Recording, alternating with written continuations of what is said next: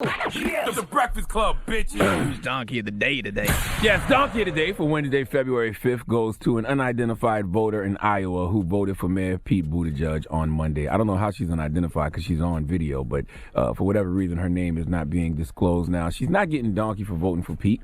I like Pete. I interviewed him a couple weeks ago when he was making his rounds in South Carolina, so I'm not giving her donkey for voting for Pete. I am giving her the credit she deserves for being stupid simply because she clearly has no idea why she voted for Pete Buttigieg. No, let me take that back. I'm sure she has her reasons why she voted for him, but it's the reason she wishes she hadn't voted for him that's making her get this donkey. See, this woman found out some information after she had just signed a card for Pete Buttigieg in the mess that was the Iowa caucus. She wanted her vote back after she found out that Pete Buttigieg was gay. Don't believe me? We have the viral clip of her saying it to prove it. So are you saying that he has a same-sex partner? He? Yes. Yes.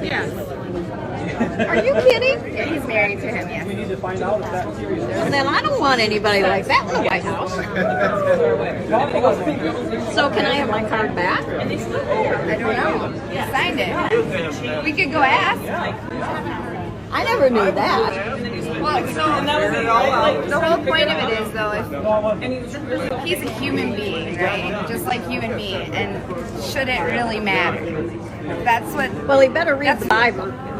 He does, and he says that God doesn't choose a political party because. Why does it say in the Bible that a man should marry a woman then?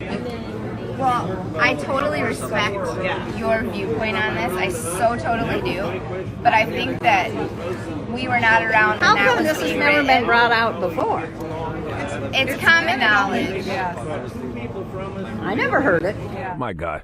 Now, look, if that's how she feels, whatever. Okay, the Bible does say those things. Some Bible thumpers really feel being gay is a sin. Who am I to tell them different? I just wish those same Bible thumpers would follow Matthew 7:1. Do not judge so that you will not be judged. But that's a whole other discussion that Christians be ducking. But my problem with this woman is the same problem I have with a lot of people, especially in this generation. We are just simply lazy learners. We literally go off headlines and what we heard. Nobody takes the time to read the fine print of anything. Whatever we are served, we eat. We don't even ask what the mystery meat is. We just take people's word for it. All right? We just take people's word that it's chicken.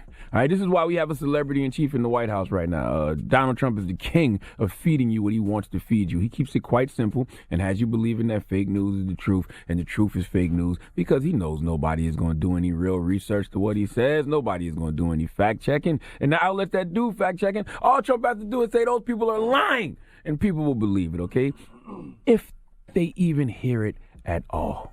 And that's my issue. We live in this so-called information age, but when the facts of a situation are presented, when the truth is presented, nobody hears it. It all falls on deaf ears. Case in point, what this woman had to say about Pete Buttigieg being gay. Listen to this part. How come this has never been brought out before?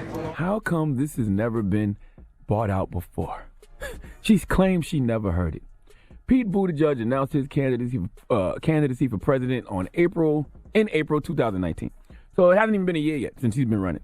But if it's two things we know about Pete Buttigieg, it's that his last name at first is very hard to pronounce. And number two, he's gay. Okay? You know how we know he's gay? Because it comes up all the time. You don't believe me? Roll the tape. If you end up going head-to-head with Donald Trump, I have absolutely no doubt in my mind, given Donald Trump's history, that the campaign will get homophobic in some way.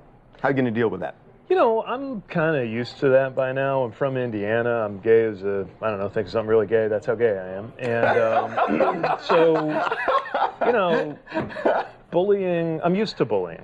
You know, when Chasten and I started dating and eventually got married in South Bend, we weren't exactly sure how the idea of the first ever male first gentleman, let alone same-sex one, would be received in town. Mm-hmm. And as somebody very much enjoying the first year of married life, I would say freedom is what's at stake in the idea of whether a county clerk gets to tell you who you ought to marry.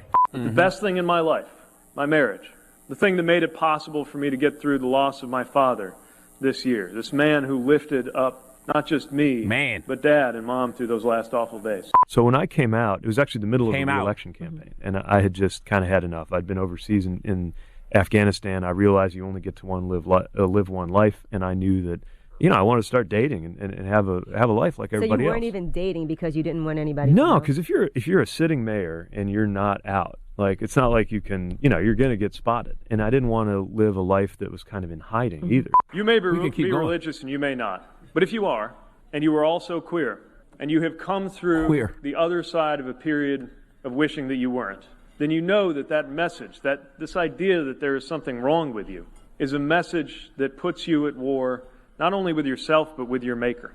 And speaking only for myself, I can tell you that if me being gay was a choice, it was a choice that was made far, far above my pay grade. Y'all got to keep going? This can keep going on and on and on and on and on and on. If you didn't know Pete Buttigieg was gay, that's your fault. But what does it matter? If he speaks to you and your interests, does it matter who he's sleeping with? Some donkey of the days just sell themselves. Please give this unidentified white woman in South Bend, Indiana, the biggest hee-haw. All right. Well, thank you for that donkey today. I'm going to just stare at Drum. What's going on? Why? Why you standing at him licking your lips? What's going on? Why y'all standing at each other looking at each other What like do I that? want right now, Drum? Whoa. What do I want right now? What does he want? What's going on? What did we just talk about, What kind of Drum? game is this? What did I just talk about for 5 minutes? What does Charlamagne want right now when he licks his lips sucking on that straw? What is the most obvious drop we have in there right now that applies to this situation? Too much goddamn mayonnaise. Oh, God. That's one of them, but no. What's happening here? Whisper in his ear. Hold on. Oh, my goodness. There we go. You got It's a great show. You got it. He said it was gay, so what? You know what, Drum? It's kind of lost the... Ever since all that Latino representation was at the Super Bowl, you have not been the same. You've been feeling yourself. That kind of lost the luster. You want to try another drop or you done? You finished or you done?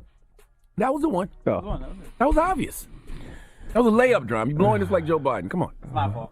Donkey Today is brought to you by the law office of Michael S. Lamonsoff. Don't be a donkey. Dial pound 250 on your cell and say the bull if you've been hurt in a construction accident. That's pound 250 from your cell and say the bull.